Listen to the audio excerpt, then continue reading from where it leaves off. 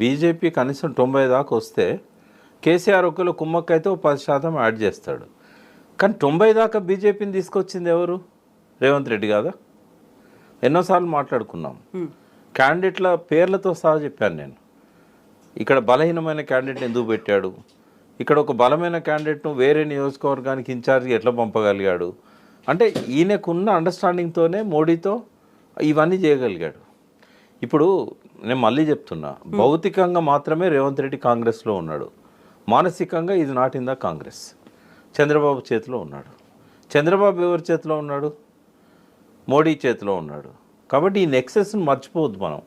ఏది మాట్లాడినా కూడా రేవంత్ రెడ్డికి ఆ బీజేపీతో ఉన్న అనుబంధం వల్లనే 8 మంది గెలవగలిగారు.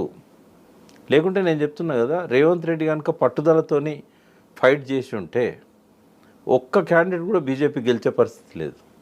ఆయన అప్పుడే అధికారంలోకి వచ్చారు, ఇంకా టీఆర్ఎస్కి ఉండే అవకాశం. అయితే ఈయన బీజేపీతో కుమ్మక్కు కావడం వల్ల టీఆర్ఎస్ గెలిచే అవకాశాన్ని పోగొట్టుకున్నది.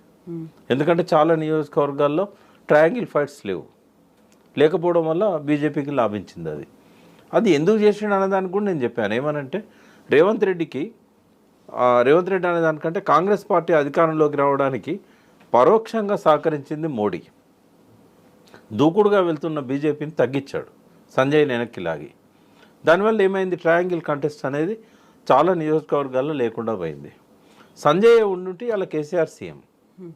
సంజయ్ని ఎందుకు వెనక్కి లాగాడు అంటే కేసీఆర్ను రానియకూడదు, అది కాంగ్రెస్కి హెల్ప్ చేయాలని కాదు, రేవంత్ రెడ్డిని సీఎం చేయాలని కాదు.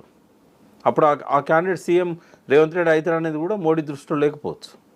బట్ ఆయనకున్న దేశంలో ఇద్దరే ప్రధాన శత్రువులు, ఒకరు అరవింద్ కేజ్రీవాల్, ఒకరు కేసీఆర్.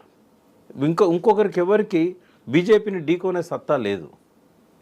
అంటే ఏ మేరకైనా ఇద్దరికి కూడా లేదు. వాస్తవంగా బీజేపీని ఢీకొనే సత్తా వీళ్ళిద్దరికి కూడా లేదు.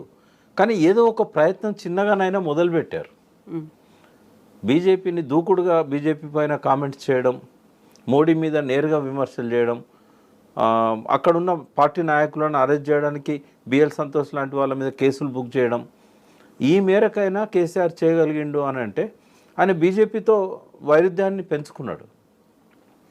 ఒకవేళ బీజేపీతో కుమ్మక్కు కావాలనుకుంటే బిఎల్ సంతోష్ మీద కేసు కనుక ఆయన బుక్ చేయకపోయి ఉంటే ఇవాళ ఆయనే సీఎం కదా.